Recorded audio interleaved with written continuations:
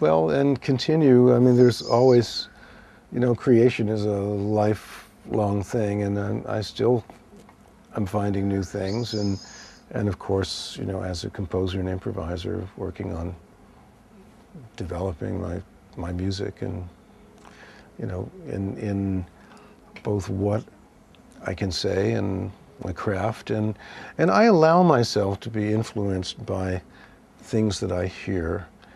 I mean, if it's worthwhile, if I feel so compelled that I really want to listen to something a lot, well then why shouldn't it be in my music in some way? And one of the beauties of a life in music is that you get the time to really investigate and hear a lot of different things. So, my interests are certainly not the same as they were, 10 years ago or 20 years ago, and I'm looking forward to wherever it will go. So, when one of my students turned me on to Metallica, I mean, he thought it was hilarious that I went in deep,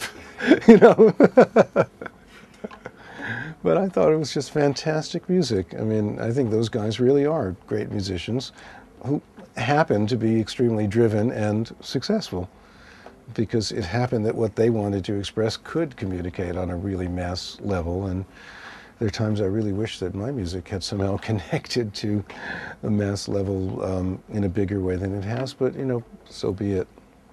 Part of it is, there are times when the professional grind can really get you down.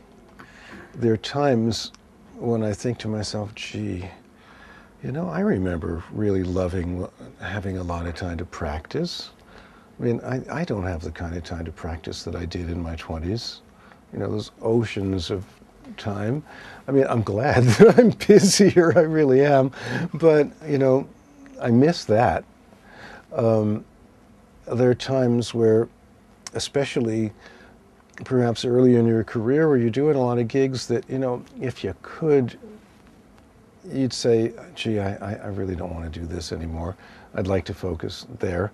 But you can't, because you can't afford it to. So, and far better to be there playing than not playing.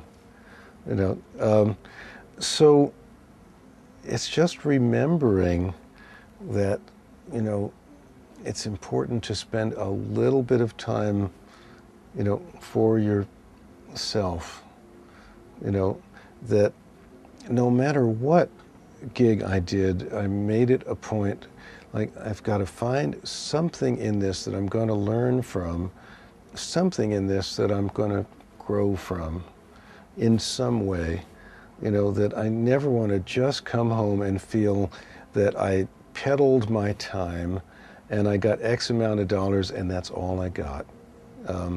That's the kiss of death, and it's a long, slow death.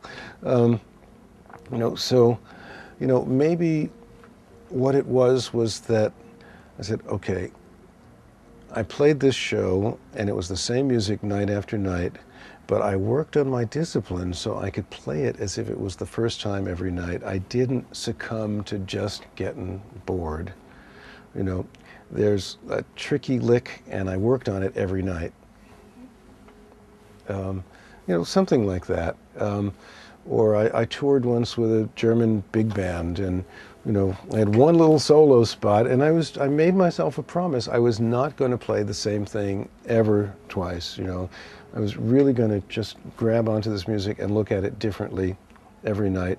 And various members in that band came from various backgrounds, and you could see the people who really did well did that with their approach. Like Kenny Wheeler had a solo, which he did harmonically every night, but it was really different every night. That's the key to success from within. Yes, I really think so. I mean, if you're going to live a life in music, then the joy of music itself, to always feel that in some way you're a beginner and always feel in some way that you're learning is really what it's about.